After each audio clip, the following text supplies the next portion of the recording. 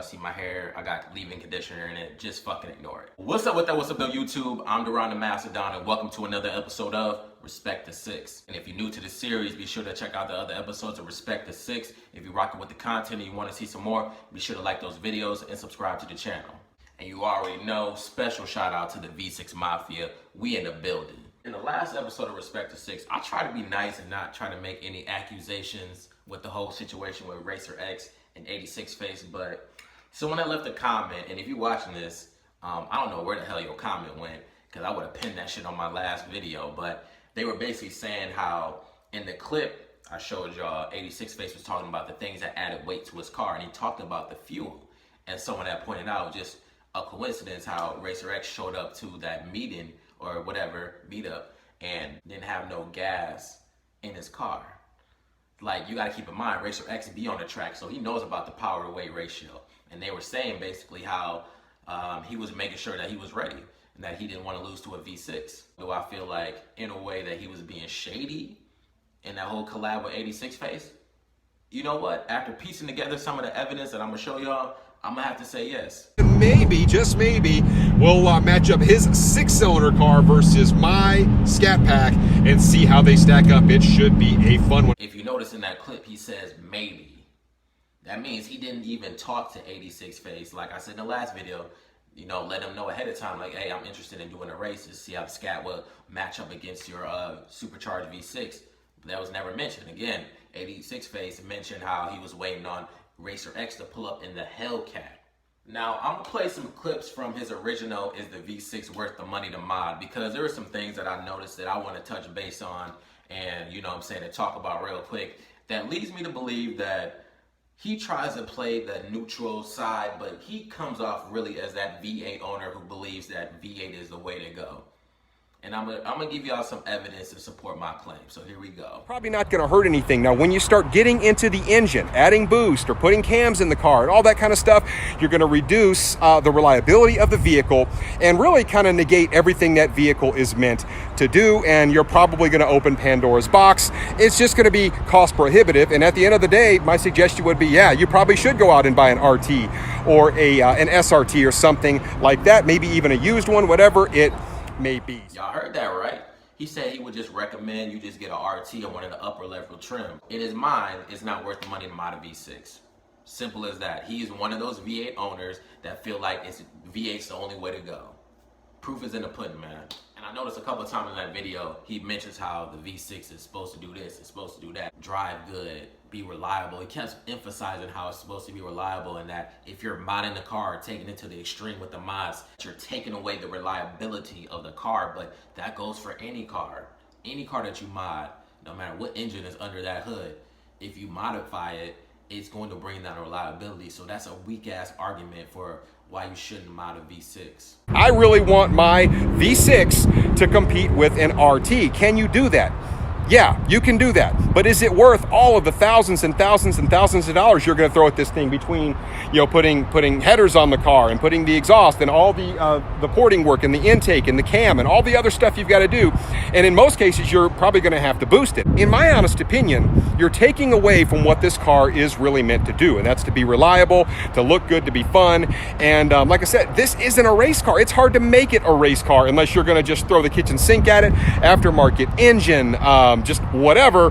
And at that point, is it worth doing, guys? That is always where we're at. So if you want to enjoy these, enjoy them, but don't go crazy with mods. There it is again, him mentioning how it's supposed to be a reliable car. It's supposed to look good and be fun.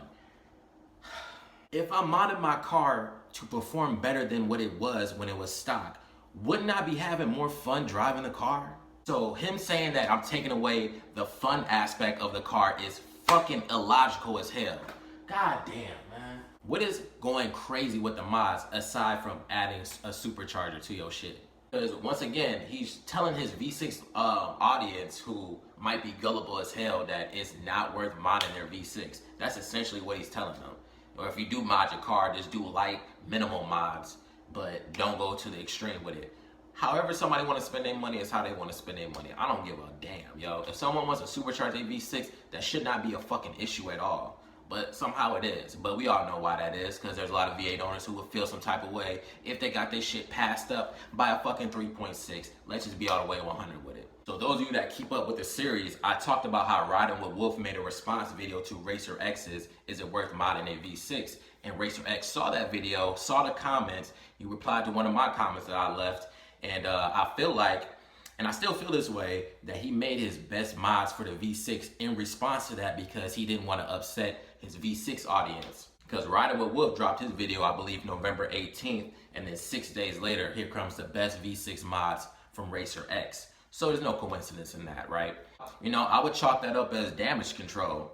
You know what I'm saying? Like I said, he tries to play that neutral role, but we know what side he's on. He said it himself. I would just, in my opinion, you just get a RT or a higher trim level. Now, I'm not going to take anything away from him as far as the information that he provided in that video because it was pretty good. Now, he did miss about 4 or 5 mods that I would have included that I would have wanted V6 owners to know about. But again, you cannot expect somebody who owns a Hellcat who wants to make a fucking video like that to do their research thoroughly. And I just so happened to be rewatching that collab he did with 86 Face, reading through the comments, and I seen this comment and it had me scratching my head.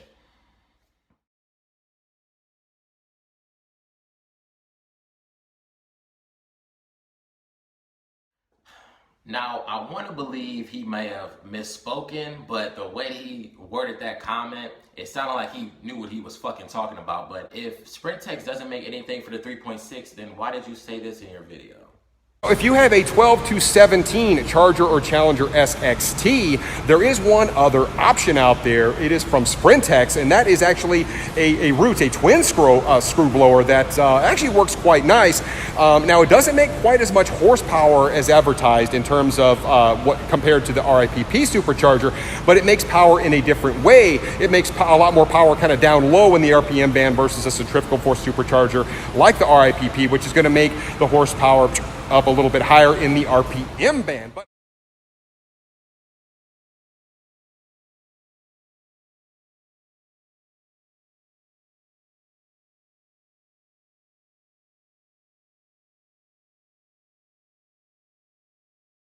so I just showed y'all what he said in his video. I showed y'all 2 pictures that, you know what I'm saying, that the supercharger kit is available for the 2012, the 2017 3.6 liter. I might be wrong. Correct me if I'm wrong, y'all, because I could be wrong.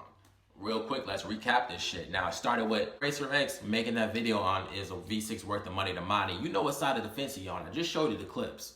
Then when Riding with Wolf dropped his response video and RacerX seen it and seen some of the replies, he decided to do damage control by dropping the best mods for a V6 video, right? Then after that, he collabs with 86 Face. The whole thing is suspicious as fuck. Showing up in the Scat pack instead of the Hellcat. 86 Face wasn't expecting that. On top of that, the whole thing was you never told him ahead of time that you were interested in racing and seeing what the Scat would do against the supercharged V6. So therefore, 86 Face was not prepared for that shit. And people want to say it's an excuse, but it's not an excuse. It's fucking facts. 86 Face said it himself. You heard in the intro to RacerX's video, maybe we'll do some, you know what I'm saying, blah, blah, blah. That lets you know that he never confirmed this shit. That he was just going there to see it. Okay, I'm gonna ask him if he wants to race. If he do, he do. If he don't, he don't. 86 Face ain't gonna back down from a challenge. So all in all, when you put this shit together, man, it comes off very shady. He did not want to lose to 86 Face. Point blank period. Even if they do run the shit back, 86 Face beat him. The whole point is the first time they linked up, he should have told him ahead of time that he was interested in seeing how the V6 would do against the Scat pack. You know, to my Mafia members, man, you already know that there's always going to be people that talk shit about our 6s. It is what it is. But like I said, if you make a respectable 6, man, forget what the fuck they got to say. You're doing shit like I'm doing, taking my car to the limit that I'm taking it to, doing what 86 Face, Riding with Wolf, even Lucky.